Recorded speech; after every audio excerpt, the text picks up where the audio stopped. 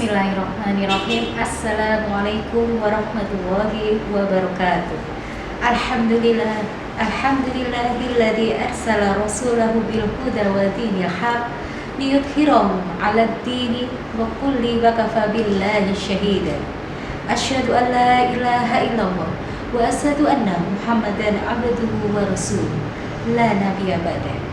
Bagaimana kabar anak-anakku semuanya? Insya Allah semoga kalian semua dalam keadaan sehat walafiat dan kalian selalu dalam keadaan semangat, serta kalian selalu diberikan Allah kelancaran serta ketenangan dalam hati supaya kalian bisa menjalankan ibadah di bulan suci Ramadan tahun ini dengan baik. Oke anak-anakku, bulan puasa, bulan yang penuh dengan keistimewaan, bulan yang penuh dengan keberkahan. Karena puasa itu sendiri merupakan suatu amalan yang paling besar dan mengalahkan segala amal ibadah yang lainnya. Seperti hadis yang diriwayatkan oleh Bukhari Muslim. Setiap amal kebaikan yang dilakukan oleh manusia akan dilipat gandakan dengan 10 kali lipat. Kecuali amalan puasa. Itu Allah yang mengatakan bahwa amalan puasa itu hanya untuk Allah. Amalan puasa itu langsung tertuju kepada Allah. Jadi hanya amalan puasalah yang mendapatkan berkah yang begitu berlipat.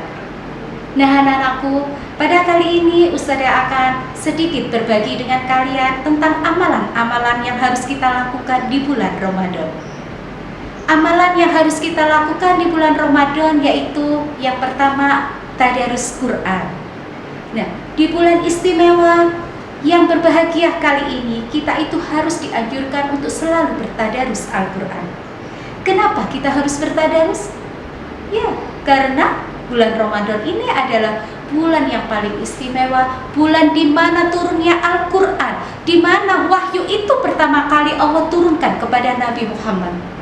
Nah, disitulah kita dianjurkan oleh Rasulullah untuk selalu membaca Al-Quran di bulan suci Ramadan ini tanpa ada batasnya.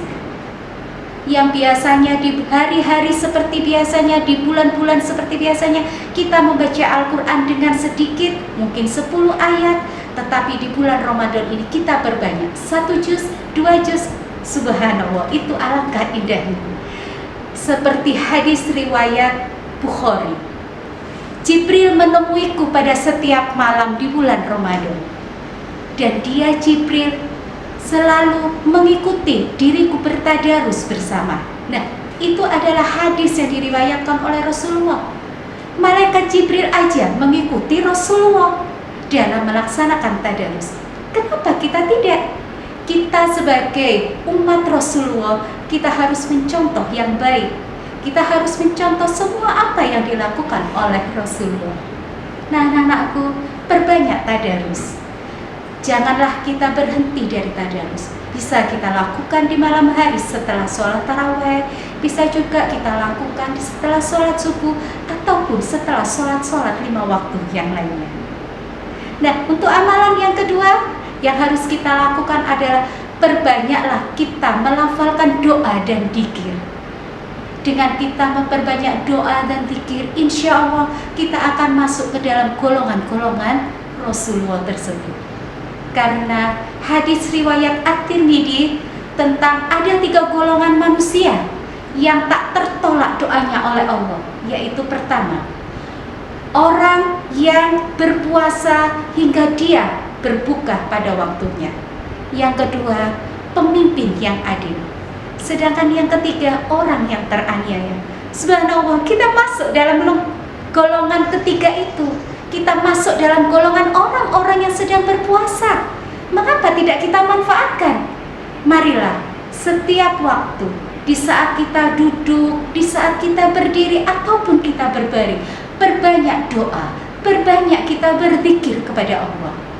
Karena Allah berfirman di dalam surat Al-Baqarah, bahwa aku dekat dengan kalian, dan barang siapa yang berdoa kepadaku, maka akan aku kabulkan apa yang engkau minta. dan lakukanlah perintahku serta jauhilah laranganku. Itu firman Allah. Nah, anak-anakku, hadis dan juga Quran sudah jelas di sini menjelaskan tentang bagaimana kita harus melakukan apa yang harus kita lakukan di bulan suci Ramadan ini. Marilah kita perbaiki diri kita saat ini dengan banyak tadarus, melafalkan doa dan dzikir, sedangkan yang ketiga adalah bersedekah. Selain kita melakukan dua amalan tadi, kita juga dianjurkan oleh Rasulullah, dicontohkan oleh Rasulullah untuk bersedekah. Karena Allah juga sangat mencintai kepada orang-orang yang suka bersedekah tersebut.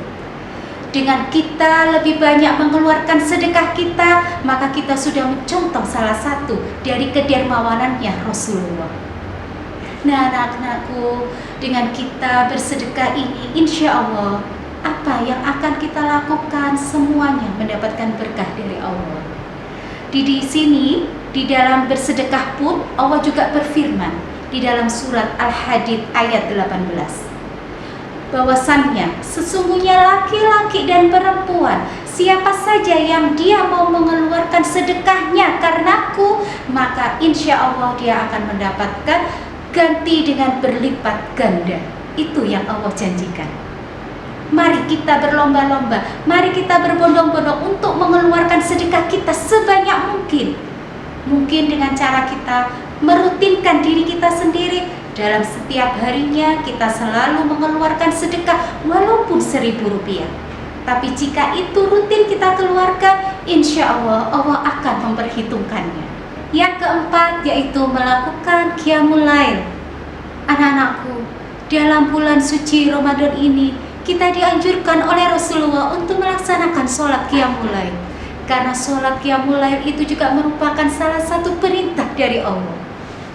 Ada salah satu hadis yang diriwayatkan oleh Bukhari. Barang siapa yang sholat malam pada bulan-bulan Ramadan karena iman dan berharap ganjaran dari Allah, maka akan diampuni segala dosa-dosanya yang lalu. Subhanallah, begitu banyak nikmat yang sudah Allah berikan kepada kita. Dengan kita menjalankan sholat qiyamul lail saja, Allah sudah mengampuni dosa-dosa kita.